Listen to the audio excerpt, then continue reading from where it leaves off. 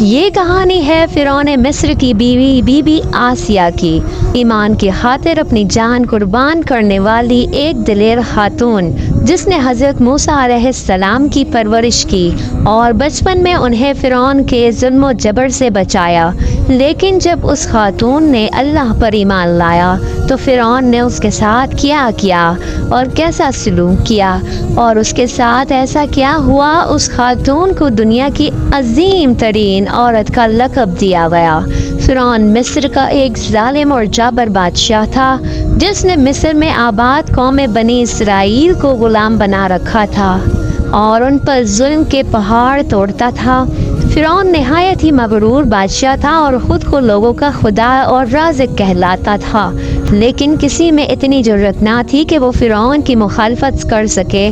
لہٰذا اللہ نے فرعون کے خاتمے کا ارادہ کیا تو بنی اسرائیل میں حضرت موسیٰ علیہ السلام کی پیدائش ہوئی۔ جب حضرت موسیٰ علیہ السلام کی پیدائش ہوئی تو ان دنوں فرعون نے اپنے سپاہیوں کو یہ حکم دے رکھا تھا کہ بنی اسرائیل میں جو بھی لڑکا پیدا ہو اسے قتل کر دیا جائے۔ لہٰذا اس مصیبت و آفت کے دور میں حضرت موسیٰ علیہ السلام کی والدہ نے آپ کو ایک صندوق میں رکھ کر صندوق کو مضبوطی سے بند کر دیا اور اسے دریائے نیل میں ڈال دیا۔ دریا سے نکل کر وہ صندوق ایک نہر میں بہتا ہوا فرعون کے محل کے نیچے آ گیا۔ اللہ کی قدرت سے یہ صندوق دریائے نیل سے بہتا ہوا اس نہر میں جا پہنچا۔ اس وقت نہر کے کنارے فرعون کی بیوی آسیہ بنت مجاہد بیٹھ کر نہر کا منظر دیکھ رہی تھی۔ آسیہ ایک خوبصورت اور نیک دل خاتون تھی اور وہ کسی بیماری سے شدید تکلیف میں تھی۔ فرعون نے ان کا بہت کچھ علاج کرایا تھا مگر وہ ناکام رہا۔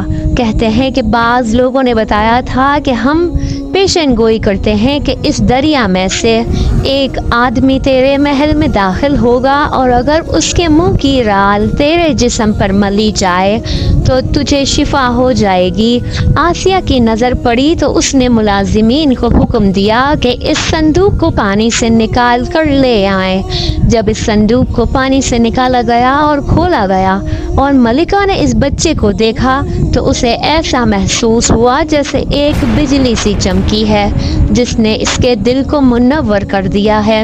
آسیہ کے دل میں اس بچے کی محبت گھر کر گئی۔ اس بچے کا لعب دہن جیسے ہی اس کے ہاتھوں پر گرا آسیہ کو شفا ہو گئی۔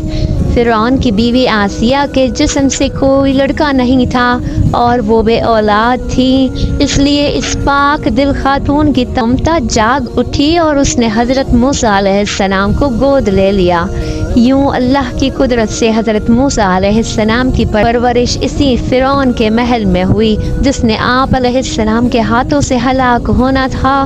دراصل فرعون اس دور میں مصر کے بادشاہ کا لقب ہوا کرتا تھا۔ حضرت موسیٰ علیہ السلام کے قصے میں دو فرعونوں کا ذکر آتا ہے، ایک وہ جس کے دور میں آپ پیدا ہوئے اور جس کے گھر میں آپ نے پرورش پائی، اور دوسرا وہ جس کے پاس آپ ایمان کی دعوت اور بنی اسرائیل کی آزادی کا مطالبہ لے کر گئے اور جو سمندر میں غرق ہو گیا۔ اس لیے بی بی آسیہ کا شوہر جس نے حضرت موسیٰ علیہ السلام کو اپنے محل میں رکھا، اس فرعون کا نام رامسس الثانی بتایا جاتا ہے۔ دراصل بی بی آسیہ ریان بن ولید کی پوتی تھی۔ ریان بن ولید وہ بادشاہ تھا جو حضرت یوسف علیہ السلام کے دور میں ایک عزیز مصر تھا اور اس نے حضرت یوسف پر ایمان بھی لایا تھا۔ جب مصر پر ان کے خاندان کی حکومت آئی تو فرعون نے اپنی طاقت کے زور پر بی بی آسیہ سے شادی کر لی اور انہیں دھمکی دی کہ اگر انہوں نے شادی سے انکار کیا تو ان کے والدین کو قتل کر دیا جائے گا۔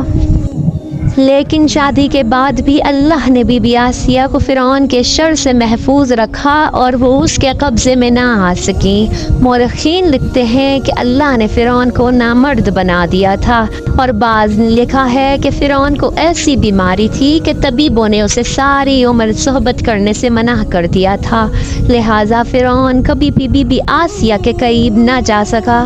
یہ بھی اللہ کی حکمت تھی تاکہ بی بی آسیہ فرعون کے ناپاک جسم سے محفوظ رہ سکیں۔ بہرحال حضرت موسیٰ علیہ السلام کی پرورش فرعون کے محل میں کسی شاہی فرد یا شہزادے کی طرح ہوئی۔ ہر طرح کے آرام و آسائش آپ کے لیے دستیاب تھے، لیکن قطعیوں کے درمیان زندگی گزارنے کے باوجود حضرت موسیٰ علیہ السلام فطری طور پر ان سے مختلف کردار کے مالک تھے۔ حضرت موسیٰ علیہ السلام فرعون کے غرور، تکبر اور خدائی کے دعووں کو ناپسند کیا کرتے تھے اور ہمیشہ توحید کے متعلق واضح بات کیا کرتے تھے جو فرعون اور اس کے درباریوں کو گوارا نہ ہوتی تھی۔ بہت جلد وہ وقت بھی آ گیا جب اللہ نے حضرت موسیٰ علیہ السلام کو نبوت عطا کی اور آپ فرعون کے دربار میں اسلام کی دعوت لے کر تشریف لائے۔ اس وقت فرعون کے مطالبے پر جادوگروں اور حضرت موسیٰ علیہ السلام کے درمیان جادوئی مقابلہ ہوا، جس میں حضرت موسیٰ علیہ السلام کی عصا حقیقی سانپ میں تبدیل ہو گئی اور جادوگروں پر حق واضح ہو گیا کہ یہ اللہ کے سچے رسول ہیں جنہیں ہماری ہدایت کے لیے بھیجا گیا ہے، جبکہ فرعون اپنے انا اور غرور پر قائم رہا اور حضرت موسیٰ علیہ السلام کی دعوت کا انکار کر دیا۔ اسی دربار میں بی بی آسیہ بھی موجود تھیں، لہذا آپ نے جب یہ سنسنی خیز منظر دیکھا تو آپ کے دل میں چمک اٹھی اور آپ حضرت موسیٰ علیہ السلام پر ایمان لے آئیں۔ بی بی آسیہ فرعون مصر کی بیوی اور ملکہ تھیں۔ آپ کے پاس مال و دولت کی کثرت تھی، لیکن اس کے باوجود آپ غرور اور تکبر کا شکار نہ ہوئیں، بلکہ آپ کا دل غریبوں کی محبت سے سرشار اور ان پر شفقت و مہربانی کے جذبات سے معمور تھا۔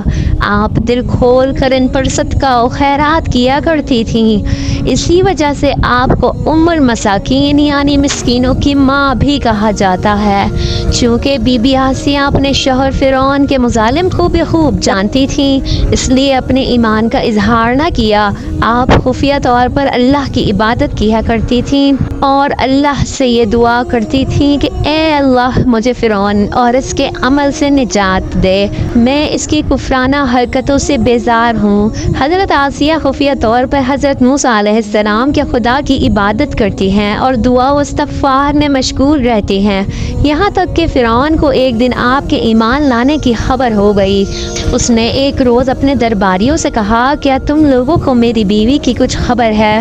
تم لوگ اس بارے میں کیا جانتے ہو؟ سب نے بی بی آسیہ کی بڑی تعریف کی اور ان کی بھلائیوں کا ذکر کیا۔ فرعون نے کہا، کیا تم لوگوں کو نہیں معلوم کہ وہ میرے سوا دوسرے خدا کو مانتی ہے؟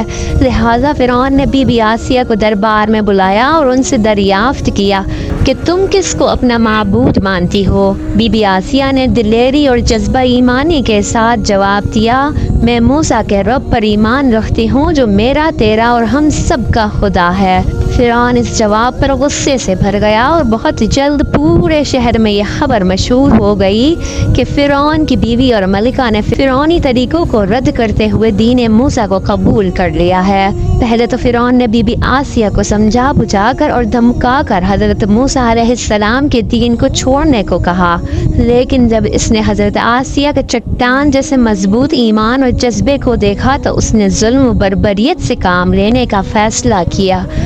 فرعون نے اپنے اہلکاروں کو حکم دیا کہ آسیہ کو تپتے ہوئے ریگستان کی دھوپ میں لٹایا جائے، لہٰذا آپ کو شدید گرمی میں ریت کے تپتے میدان میں چھوڑ دیا گیا۔ فرعون اس جگہ دورہ کرتا رہا اور کہتا رہا کہ اب تم باز آ جاؤ، اگر تم نے میری بات نہ مانی تو محل کی شاہی زندگی اور آرام و آسائش تمہارا انتظار کر رہا ہے۔ مگر حضرت آسیہ پر اس کا کوئی اثر نہ ہوا، کیونکہ آپ کو جنت کے اس لافانی محل پر ایمان تھا جو اللہ نے انہیں عطا کرنے کا وعدہ کیا تھا۔ جب فرعون نے حضرت آسیہ کی ثابت قدمی دیکھی تو اس نے آپ کو شہید کرنے کا فیصلہ کر لیا۔ اس نے اپنے سپاہیوں کو حکم دیا کہ بڑی سے بڑی چٹان کہیں سے اٹھا کر لاؤ اور آسیہ کو اس پر لٹایا جائے، پھر وہ چٹان اس پر گرا دی جائے۔ لہٰذا جب یہ لوگ پتھر لے کر آئے اور حضرت آسیہ کو لٹایا گیا تو آپ نے آسمان کی طرف نظر اٹھائی اور پروردگار نے حجاب ہٹا دیا اور جنت کو اور وہاں جو محل ان کے لیے بنایا گیا تھا آپ نے اپنی آنکھوں سے دیکھ لیا۔ آخر کار وہ پتھر آپ پر گرا دیا گیا اور آپ کی روح پرواز کر گئی۔